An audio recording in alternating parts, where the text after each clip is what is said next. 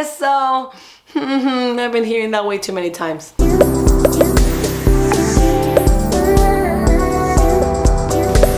I've been wanting to do this video for so long, and I thought, hey, you know what? February is the perfect month to do this because it's the month of love. It's the month of, you know, Valentine's, where we are reminded of the fact that we're still single, and maybe, you know, we're always gonna be single and nobody's ever gonna love us, and, you know, etc., because we're just, you know, weird, and somehow we manage to sabotage relationships, or guys, you know, like us for a little bit and they just suddenly, you know, lose interest in us. Same with guys, you know, like these girls, they just playing games and they look like they're interested, but then all of a sudden they just stop replying, and they're just like, you know, playing with our emotions pretty much, right? So I just have so much to talk about that topic, because that is just one of the, it was a big deal in my life, you know, trying to figure out love and relationships. And you know, I was one of those people that really thought I might just end up alone for the rest of my life, because I find it very hard that I'll find another human being that is going to like this, you know, is going to like all of this. And not necessarily because of my looks, but, you know, I never felt like the most attractive woman on earth, but I knew that, you know, I'm like, well, I'm not super unattractive. In my opinion, I feel like if I was a guy, I'd be very good looking. Just kidding. Anyways, I just knew that it wasn't, you know, like, yeah, I might find somebody that find me attractive, but once they got to know me, I felt that there was just, you know, for a long time, there's something about me that guys don't like. And then I started realizing, well, now I know what guys don't like, and that sucks, because you know, I can't change it. That's me. That's who I am. How am I gonna find somebody to like me for me? You know, because no matter how much I can try to, you know, hide some of those tendencies or some of my, you know, impulsivity or nature for the beginning, sooner or later, the real me is gonna come out. And once they see that, they're not gonna like me, and they're gonna leave.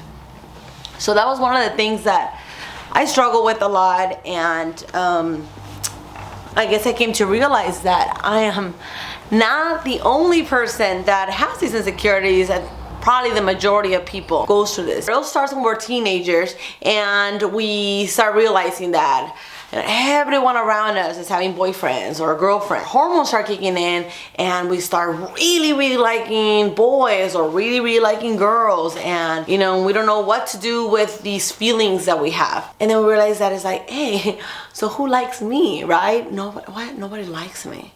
Why? That's just one of the things that start really getting to us. And always the boys that I like will seem to play some crazy games with my head. For the longest time, I really thought, I'm like, I am crazy.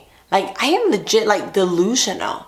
Because in my head, you know, this kid was doing this, and he was looking at me, he was smiling, he was doing things to call my attention. Now that he has my attention, just nothing. Like, he's just completely like acts like I don't exist.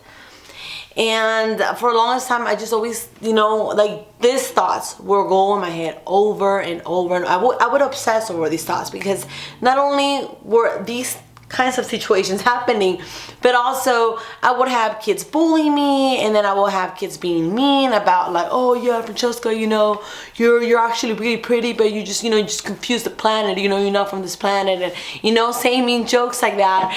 And I'll be like, that is so... I've been hearing that way too many times.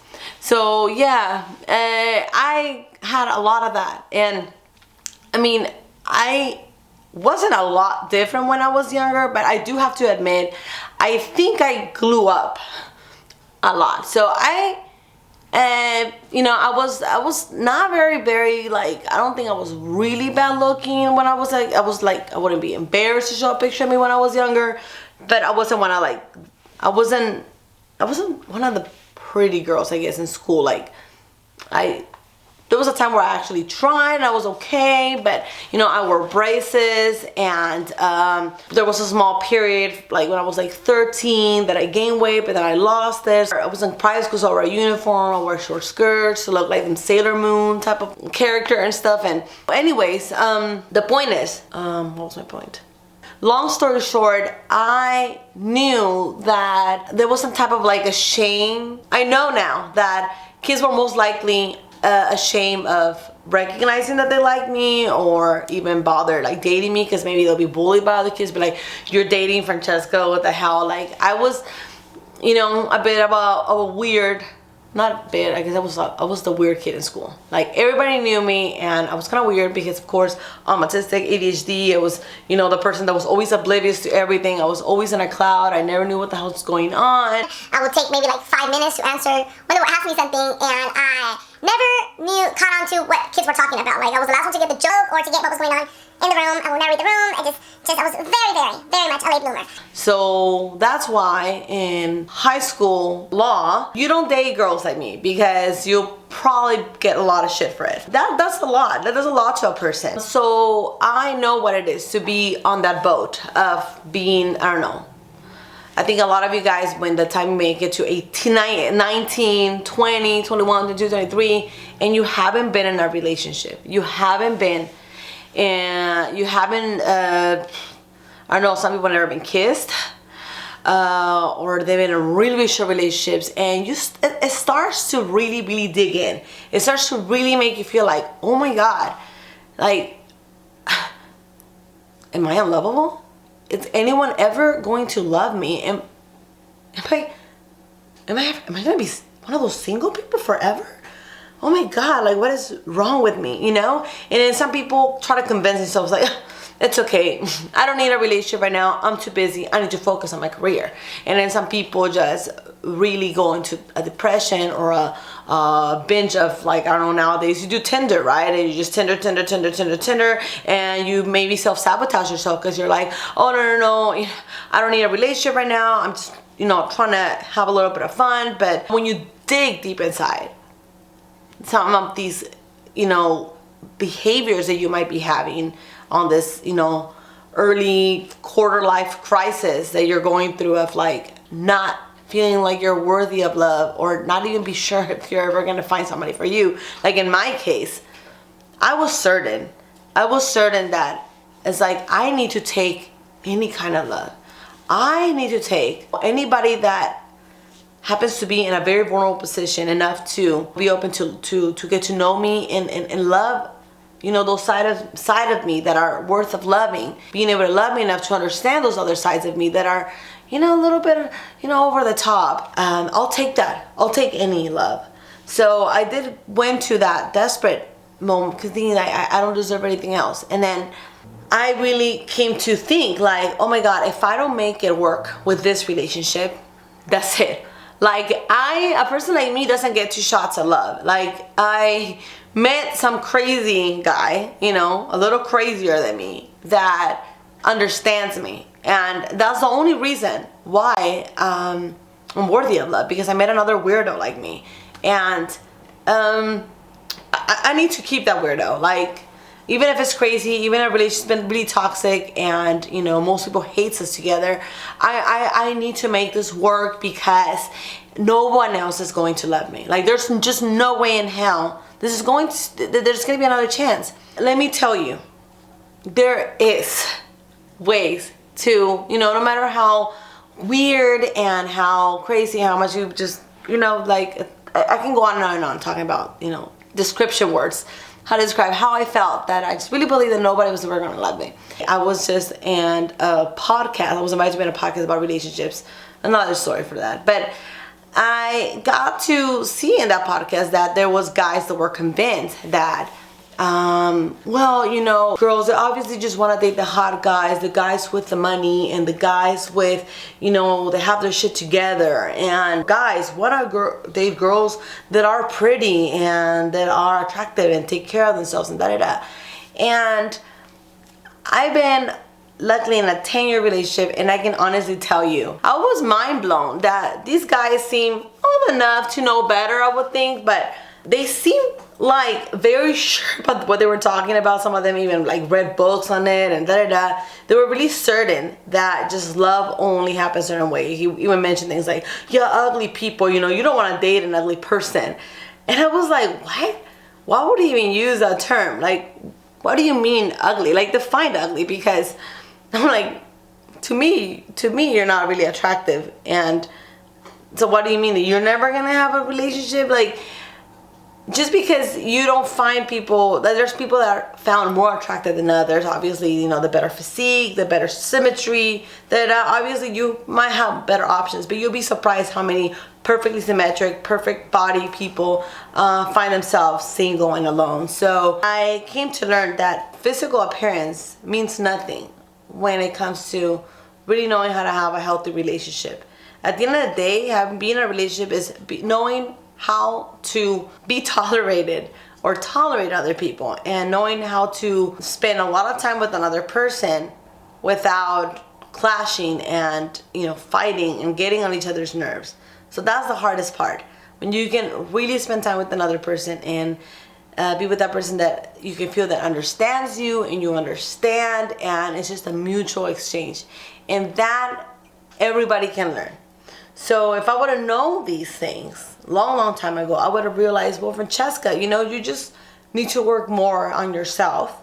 You need to realize what is that you're doing that sometimes people can't understand or gets you in trouble. And you work on that. You work on simple relationship things that you've been struggling with, and you'll be able to do fine in just more serious relationships. So that's what I learned, and I can elaborate more on that on future videos. Please, any questions, leave me in the comments below.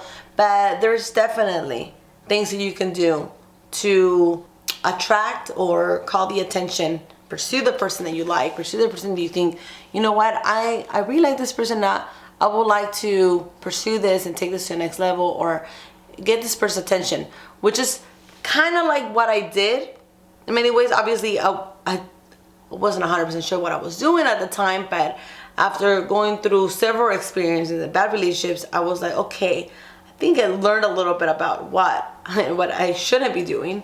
So I'm gonna try better next time. When I met my current partner, he wasn't interested in me, I was interested in him. I met him through a friend, and I thought I would like to pursue this guy because, first of all, he seemed single, and based on his interaction with my friend and what she told me about him, I thought, I think he will be the perfect boyfriend candidate. I wanted more like the quiet, lay low, more introverted type of person for me, because I felt like that's just kind of like, I don't know, I was attracted to that type of personality. I felt like that went well with me. Figure out how to be like, okay, I need to find a way to get his attention, to get to know me, to see that I can be, I mean, if he likes me on the surface to an extent, I figured out a way how to make it work, to get him to get to know all the aspects of me and get to know me better,